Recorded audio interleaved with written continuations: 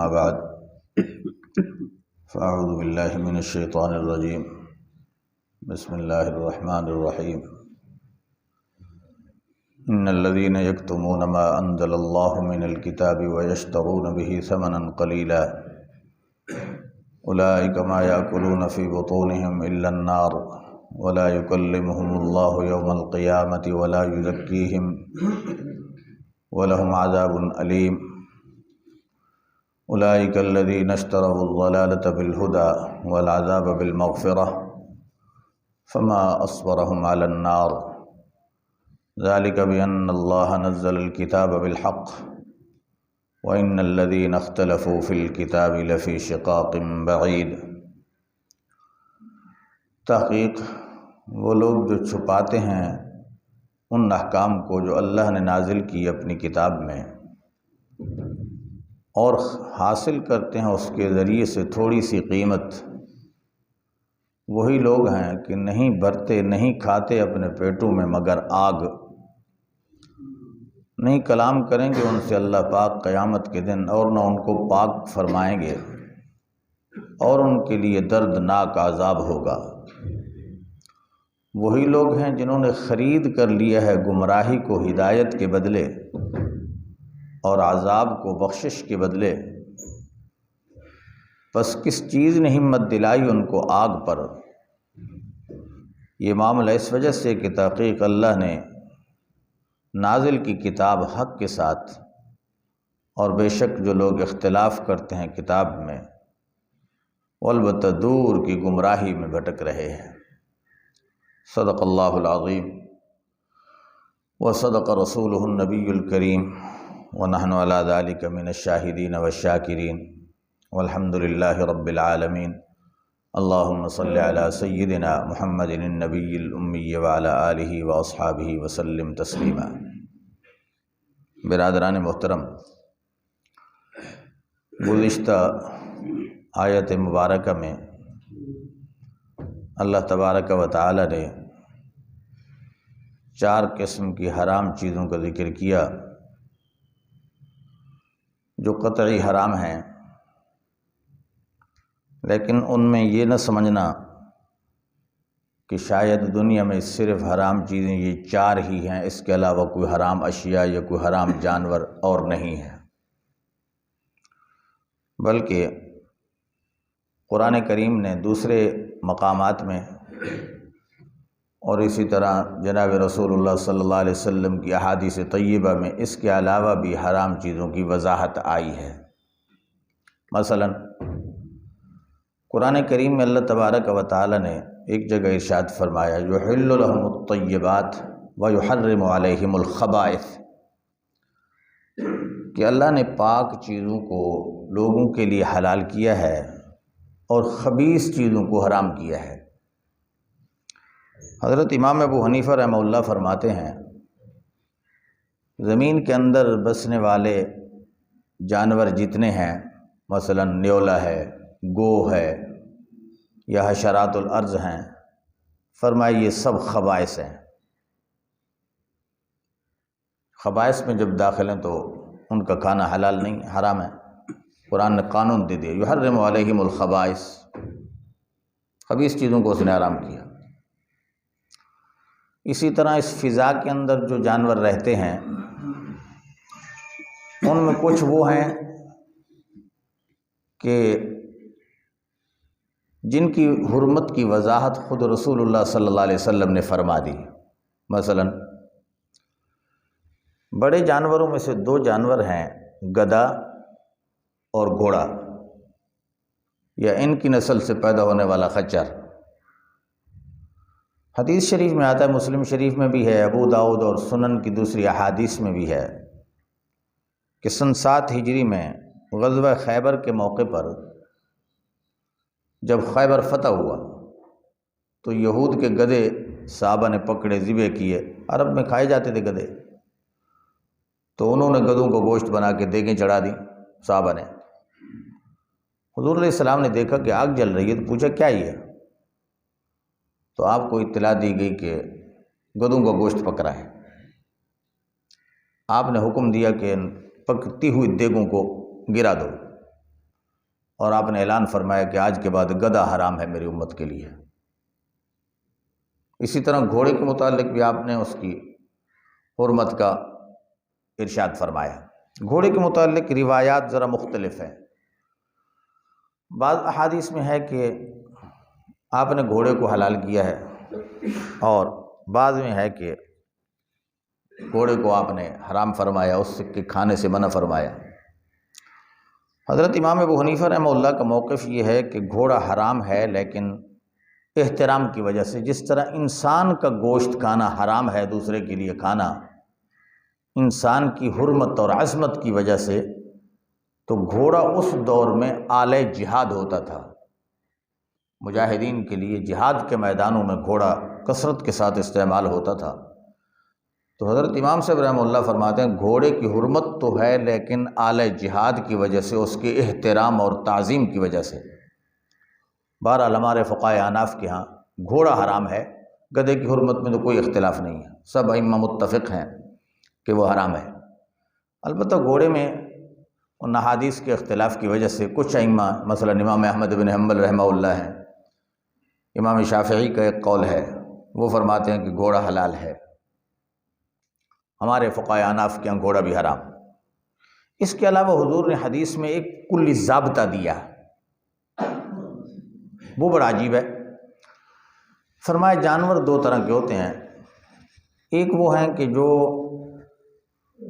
چارہ کھاتے ہیں، گھاس کھاتے ہیں یا اس طرح کی چیزیں، اور دوسرے وہ جانور ہیں کہ جو دوسرے جانور کا شکار کر کے کھاتے ہیں۔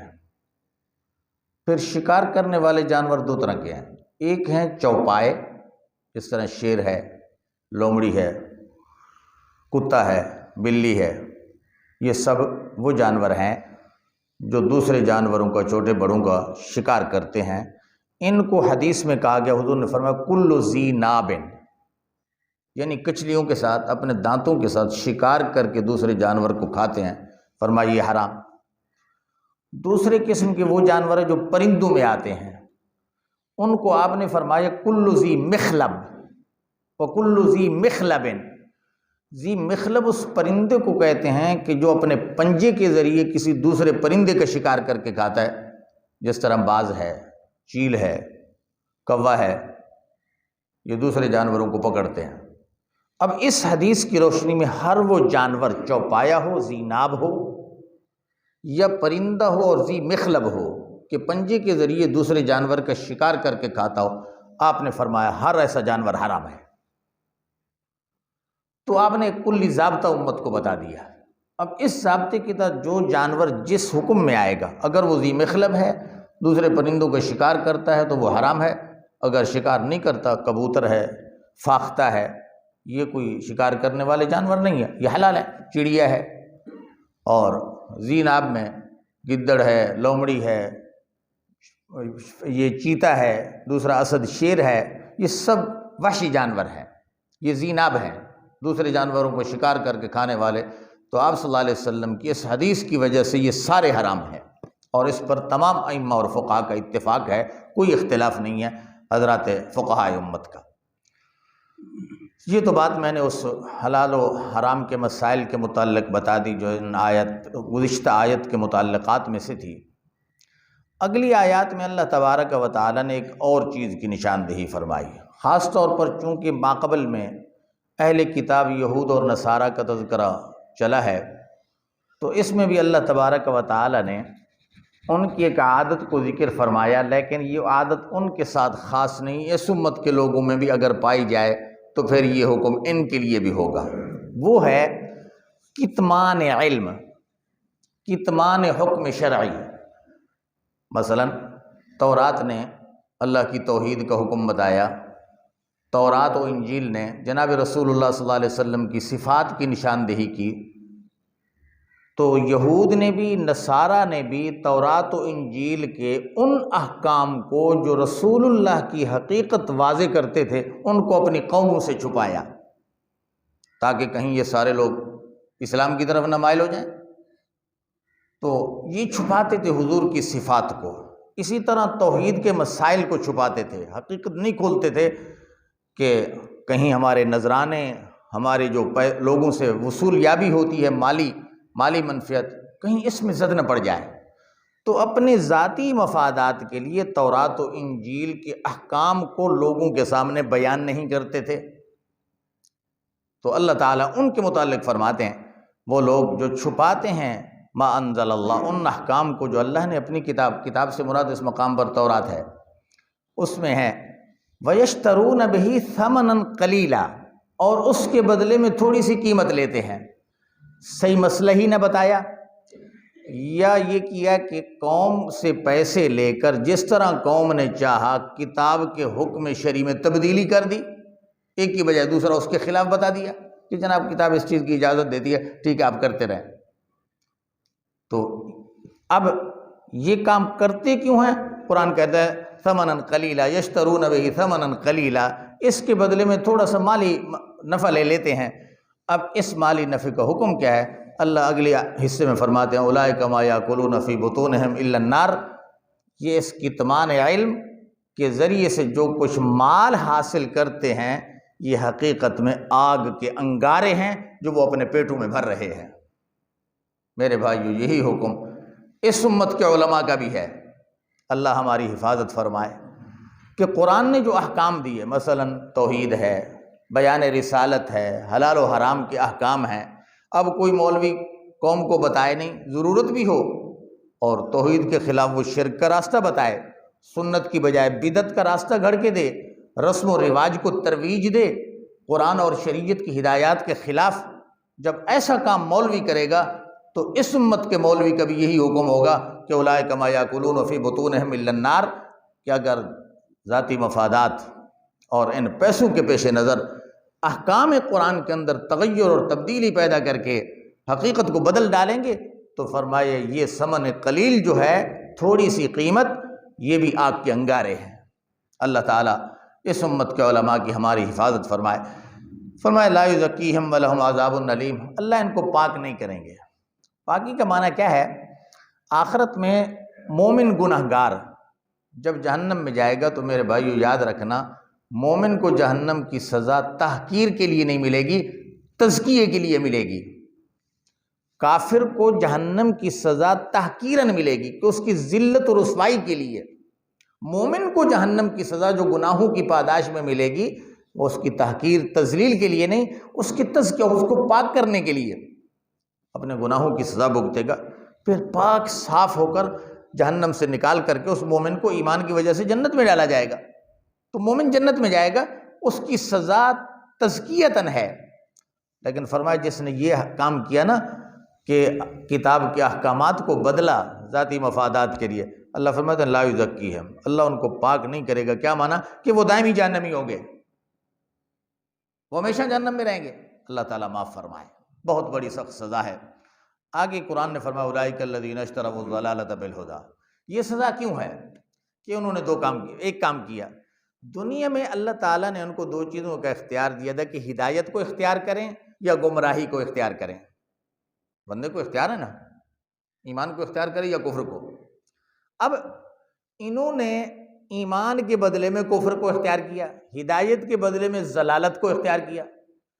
اب اگر دنیا میں ہدایت اختیار کرتے تو آخرت میں ہدایت کا بدلہ جنت ملتا، اور اگر دنیا میں ضلالت اور کفر کو اختیار کیا ہے تو ضلالت کا بدلہ جہنم ہے۔ فرمایا انہوں نے دنیا میں تبادلہ کر لیا، ہدایت کے بدلے میں ضلالت کو لے لیا، نتیجے میں آخرت میں ان کو انعام کے بدلے میں عذاب مل گیا۔ خود ہی سودا کیا ہے کہ دنیا میں ضلالت کو ترجیح دی، آخرت میں اپنے لیے عذاب پکا کر لیا۔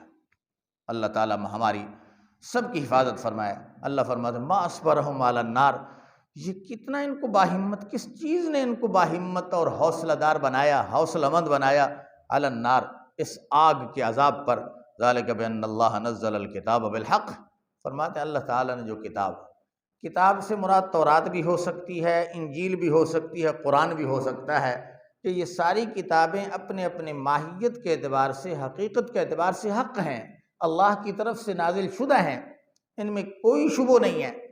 فرمایا یہ کتاب تو حق پر تھی لیکن لوگوں نے ان کے احکامات میں اختلاف ڈالا۔ احکام تورات میں، احکامات انجیل میں، آج احکامات قرآن کے اندر بھی ہماری امت یہ اشر کر رہی ہے۔ اللہ تعالیٰ معاف فرمائے، اللہ تعالیٰ معاف فرمائے۔ کتنی بدعات اور رسومات کو ہم نے گھڑ لیا ہے جو قرآن و شریعت کے بالکل خلاف ہے۔ ہماری امت کا اکثر طبقہ انہی خرافات میں کھو چکا ہے۔ حقیقت خرافات میں کھو گئی، یہ امت روایات میں کھو گئی، یہ امت روایات میں کھو گئی۔ اللہ تعالیٰ سے دعا ہے اللہ ہمیں ان خرافات سے بچا کر ہدایت پر اور ضلالت سے بچا کر صراط مستقیم پر قائم و دائم فرمائے، تاکہ ہماری دنیا بھی سنور جائے اور آخرت بھی اللہ تعالیٰ ہماری سنوار دے۔ وآخر دعوانا ان الحمد للہ رب العالمین۔